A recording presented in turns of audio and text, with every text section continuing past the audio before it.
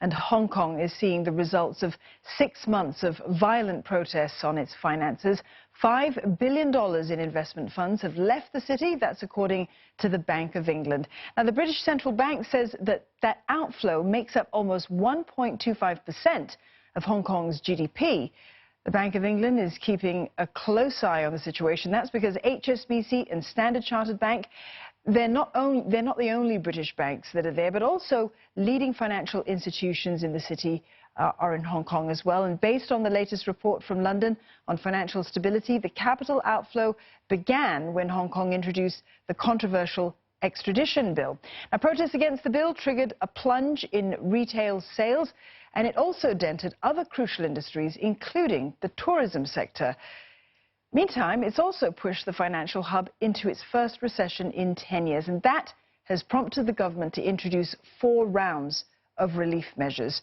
The Hong Kong Central Bank has denied that there's any significant capital outflow, and analysts are warning that the territory's economy will not improve in the near term, and rating agencies Fitch and Moody's have both downgraded their outlook.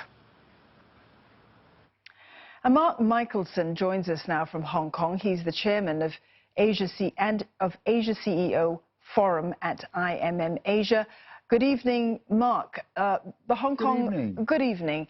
Thank you for joining me this evening. The central bank in Hong Kong has repeatedly said there's no apparent sign of capital outflow. What do you make of the BOE's numbers here? Well, there clearly is some capital outflow. It's a question of whether it should be worrying.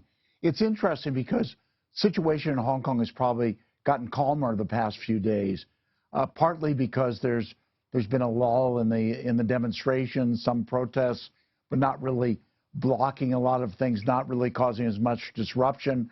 The U.S.-China trade agreement helped to some degree, and the strength of the Hong Kong dollar has been important. So in some ways, at least we have a movement in a more positive direction, but still it's a bit nervous. So Mark, the big question here is, how is this outflow affecting business in Hong Kong? Well, it obviously does to some extent, but first of all, Hong Kong is an open economy like Singapore, and money flows in and out all the time. And of course, it's been flowing out a little bit more, it seems, because of the concerns.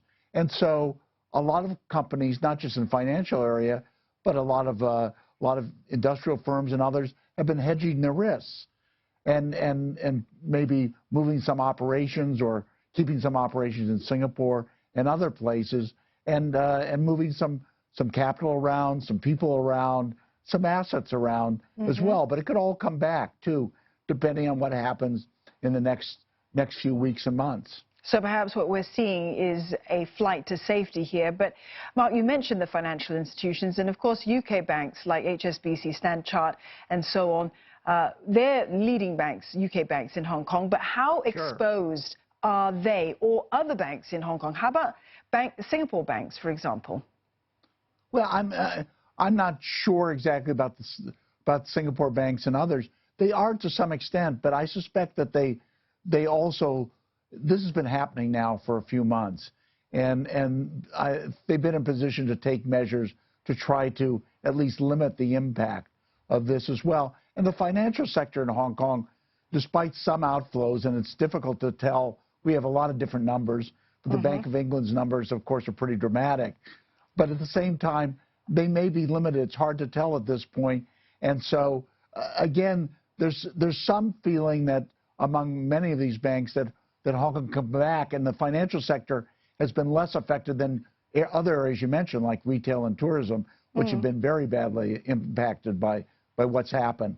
But the economy, it's not just the unrest. The economy's also been affected by a downtrend in trade and other factors that already were pushing the Hong Kong economy lower, and this just put added weight on it. Meantime, the central bank's not just sitting idly by, is it, Mark? There are measures that have been put into place to boost the status of Hong Kong. Do we know what's been done so far? Well, I think of course, our dollar is linked to the U.S. dollar, and I think the close monitoring about what they can do, and also look at interest rates. Although as you know, Hong Kong's monetary policy is really more managed in Washington than it is in Hong Kong because of that link. But I think they're monitoring very closely. But I think there haven't been a lot of dramatic moves yet. That could occur, and we're never out of the woods. And still, the situation here is calm at the moment, but still worrying. And so I think, you know, companies and financial institutions and others are looking at what they can do to limit the potential impact of a worsening of the situation. Mark, you talked about the capital outflows and potentially how much has come here to Singapore. There have been various estimates on this one. Yes. How far have you seen Hong Kong investors looking to Singapore?